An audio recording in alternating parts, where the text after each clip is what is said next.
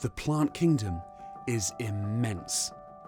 At least 400,000 species of flowering plants, herbs, shrubs, vines, grasses, ferns, mosses, trees, palms, and algae are known from across our world.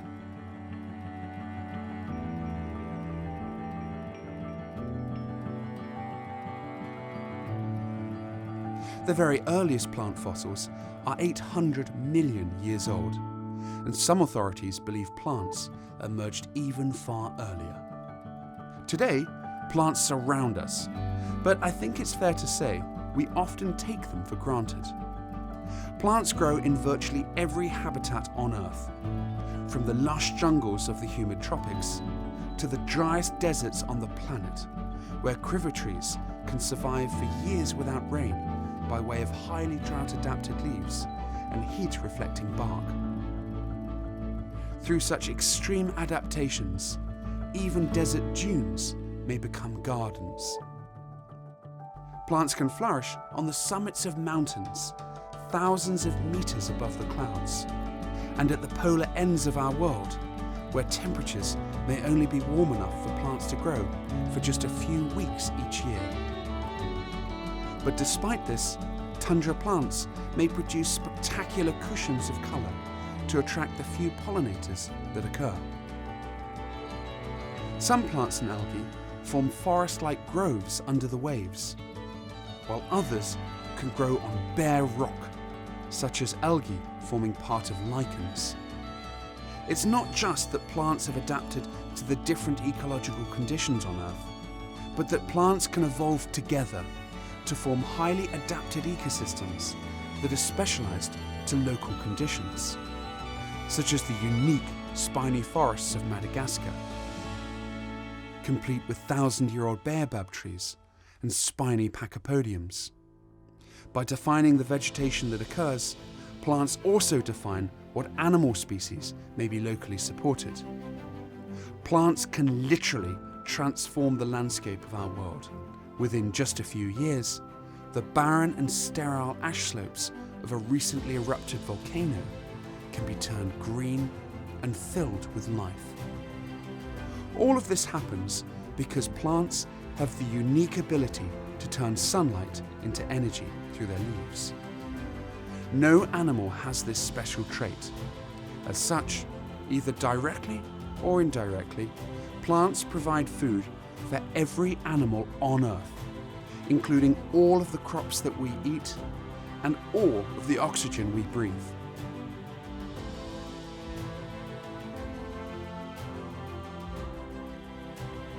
Without plants, the world's soils would quickly degrade. Our civilization would collapse, and we could not survive. A few species of plants have changed very little for tens of millions of years and appear virtually identical to fossils. Others evolved more recently and continue to diversify to exploit new pollinators. Still to this day, no one really knows how many types of plants there are on Earth. This is because new species of plants continue to be discovered. And some of these new discoveries seem to defy belief, such as the Darth Vader Begonia, found only a few years ago, and so called for its striking leaf coloration. Plants include the most massive living things on Earth. The giant redwood trees can tower over 100 meters tall and weigh over 2,000 tons. The lives of plants can operate on different scales to the lives of animals. In the deserts of Namibia, welwitschia plants can live for thousands of years. It's believed that centuries may sometimes pass before conditions are wet enough to enable the seeds of welwitschia to germinate and grow. But welwitschia is not the longest living plant. These trees, the Bristlecone Pines, can live even longer lives. These are the longest living organisms on Earth, and a single tree may grow for over 5,000 years. So the very oldest of these bristlecone pines sprouted before the Great Pyramid of Egypt was even built. And they're still alive. We often think of plants as passive green objects that grow silently. But plants exploit animals to fertilize their flowers and to distribute their seeds, and sometimes even for defense. For example, these ant plants that have hollow insides that provide specialist breeding chambers for ants. The ants then defend the plant if it's eaten by a herbivore. Sometimes it's not clear who the master is in this relationship. Some plants take their relationships with animals even further and deceive insects. This plant is the stuff of nightmares. It's called rhizanthes, and it mimics the body of a dead animal to attract carrion flies that lay their eggs. The flies inadvertently pollinate the flower, but once the eggs hatch, the resulting maggots starve and die.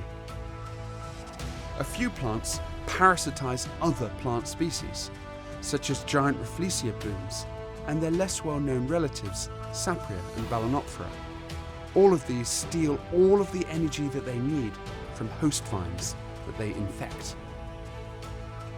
Other plants are not just thieves, but murderers. Strangler figs kill other trees by constricting them. Then they absorb the nutrients from their victims' rotting remains. And a few plants turn the tables on animals and eat insects and creatures as big as rats. Sensitive plants have leaves that move not for eating animals, but for defense. This plant is called Mosa pudica, and it's the most widespread sensitive plant of all. If you touch its leaves once, they fold together. If you touch it a second time, the branches bend downwards, and the leaves are then hidden from any herbivore that wants to eat them. This plant is really easy to grow at home. All you need is some standard potting compost. Sensitive plants really aren't that fussy in the compost in which they grow, so a standard mix is absolutely fine. You need a few little pots, about this sort of size is absolutely fine, and just gently fill up the pots with the compost. Just firm it down a little bit, but don't compact it too much, because the plant's roots have to then penetrate down into the soil. Then just sprinkle a little bit of water on the top like that, so your compost is nice and wet, and you're ready to go. The seeds, these are the little seeds here, they actually need to be soaked in water for 1 to 2 hours before they're planted, and these are some that we already soaked, so they're ready to use. Just get 2 or 3 in a pot about this size, and gently pop them on the top like that. You can either leave them just sitting on the surface of the pot, or you can sprinkle a little bit of soil on the top and just compact it down. If you do that, don't put too much soil in, because if they're too deep down in the compost, the little plants, the little seedlings won't be able to reach the surface. Then put your pot on a sunny, warm windowsill, and preferably in a propagator. If you don't have a propagator, you can make your own. They're really, really easy to make. All you need to make a propagator is a see-through drinks bottle like this. About 2 litres is absolutely perfect. Get an adult to help cut 2 sections. Make sure the top section is bigger than the bottom, so that the plants have lots of room to grow. Then, all you need to do is make 2 cuts a few centimetres big in the bottom section here. You can then put your pot inside your propagator. Just be really careful because the edges can be pretty sharp. And then you're ready to go. Make sure you put a bit of water in every few days so the compost stays nice and wet, but don't flood it. That can actually be harmful for the seedlings and plants. So just make sure it's wet. The really clever thing about this DIY propagator is that you can actually control the amount of humidity and the temperature inside by just taking the lid off. So it makes a perfect little recycled DIY chamber in which to grow seedlings, and your sensitive plants will love it. In a couple of weeks you should start to see some little seedlings emerge, and you'll have plants growing pretty quickly.